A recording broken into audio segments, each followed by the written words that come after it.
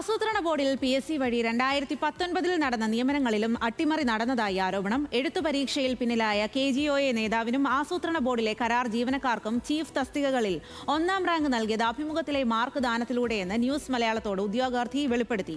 പരീക്ഷയിൽ ഒന്നാമതെത്തിയ ദളിത് യുവതിയെ പുറത്താക്കാൻ കുറഞ്ഞ മാർക്ക് നൽകിയെന്നും ആരോപണം. നിയമന അട്ടിമറിയുടെ രേഖകൾ ന്യൂസ് മലയാളത്തിന് ലഭിച്ചു. News Malayalam the biggest.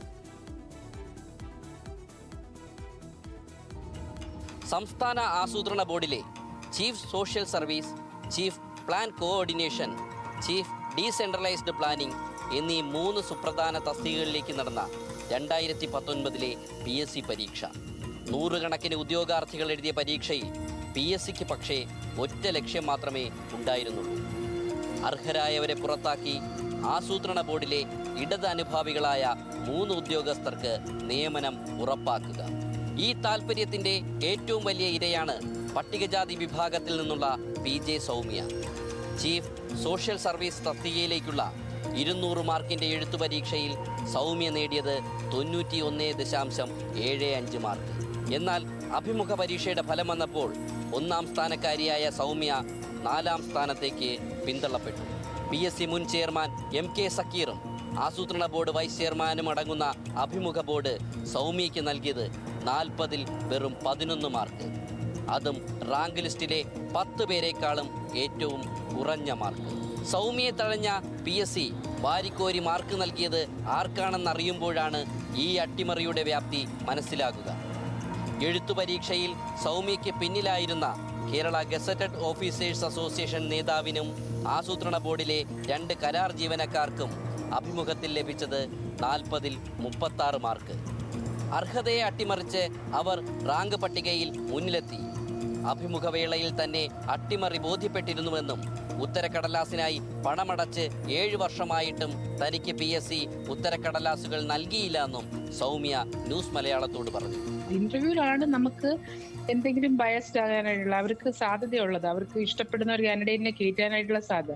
അതല്ലെങ്കിൽ പിന്നെ വാല്യുവേഷനിലേക്ക് എന്തെങ്കിലും ഒരു ക്രമക്കേട് നടത്തണം. അവരുടെ കാൻഡിഡേറ്റ് ഏറ്റവും ലാസ്റ്റ് വന്നാൽ പോലും അതിനെ ഓവർകം ചെയ്യാൻ വേണ്ടിയിട്ടാണ് അവർ ഇന്റർവ്യൂവിന് അത്രയും കൂടുതൽ കൊടുക്കുകയും ബാക്കിയുള്ളവർക്ക് കുറച്ച് കൊടുക്കുകയും ചെയ്തിരിക്കുന്നത്. എനിക്ക് വളരെ 5 മിനിറ്റ്സിന് താഴെ ഉണ്ടായിരുന്നുള്ളൂ. PSCയുടെ ചരിത്രത്തിൽ ഇല്ലാത്ത പോലെ തന്നെ ഇത്രയും മാർക്ക് അവർ ഇവരുടെ ഈ പെർട്ടിക്കുലർ കാൻഡിഡേറ്റ്സിന് കൊടുക്കാൻ കാര്യം അവരെ ടോപ്പിലാക്കുക എന്നുള്ള ഒരു ഉദ്ദേശം തന്നെയാണ്.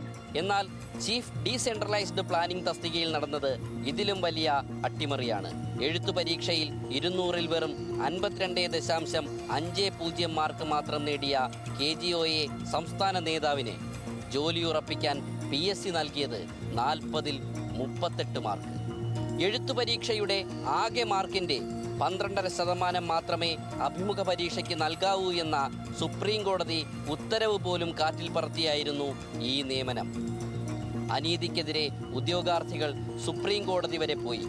പക്ഷേ ഇനി ഇത്തരത്തിൽ അമിതമായ മാർക്ക് അഭിമുഖങ്ങളിൽ നൽകില്ല എന്ന PSCയുടെ ഉറപ്പ് അംഗീകരിച്ചാണ് കോടതി 2022-ൽ ഈ പരാതി തീർപ്പ് കൽപ്പിച്ചത്. ആസൂത്രണ ബോർഡിലേതടക്കം ഇത്തരം വഴിവിട്ട സഹായങ്ങൾ നൽകിയതിന് ഉപകാരസ്മരണയായി PSCയിലെ മുൻ ഭരണസമിതിയിലെ അംഗങ്ങളെ ഇടത് സർക്കാരും പരമാവധി സഹായിച്ചു. PSCയിൽ നിന്ന് ഇറങ്ങിയവർക്ക് പ്രമുഖ ബോർഡിലും കോർപ്പറേഷന്റെ തലപ്പത്തും എന്തിനേറെ നിയമസഭാ തെരഞ്ഞെടുപ്പിൽ വരെ മത്സരിക്കാൻ ടിക്കറ്റ് നൽകി. എന്നാൽ പഴയ തെറ്റുകളിൽ നിന്ന് പാഠം ഉൾക്കൊള്ളുകയല്ല, പകരം തെളിവുകൾ നശിപ്പിക്കാനാണ് വീണ്ടും PSC ശ്രമിച്ചത്. ഓരോ ഉദ്യോഗാർത്ഥിക്കും ലഭിച്ച എഴുത്തു പരീക്ഷയിലെയും അഭിമുഖത്തിലെയും മാർക്കുകൾ പ്രത്യേകം നൽകിയതാണ് 2019-ൽ PSCയെ വെട്ടിലാക്കിയത്. അതിനാൽ 2025-ലെ പ്ലാനിംഗ് ബോർഡിലെ ചീഫ് റാങ്ക് ലിസ്റ്റുകളിൽ നിന്ന് എഴുത്തു പരീക്ഷയുടെയും അഭിമുഖത്തിൻ്റെയും മാർക്ക് വിവരങ്ങൾ PSC പൂർണ്ണമായും ഒഴിവാക്കി. തട്ടിപ്പുകൾ പുറത്തറിയാതിരിക്കാനുള്ള പുതിയ തന്ത്രമായിരുന്നു ഇതെന്ന് ഉദ്യോഗാർത്ഥികൾ ആരോപിക്കുന്നു. ഒടുവിൽ ന്യൂസ് മലയാളം വാർത്തയിലൂടെ ആ കള്ളിയും വെളിച്ചത്തായി. ഒടുവിൽ ക്രമക്കേട് കണ്ടെത്തിയ 3 റാങ്ക് ലിസ്റ്റുകളും താൽക്കാലികമായി മരവിപ്പിച്ച് ആഭ്യന്തര അന്വേഷണവും പ്രഖ്യാപിച്ച് PSC തലയൂരി.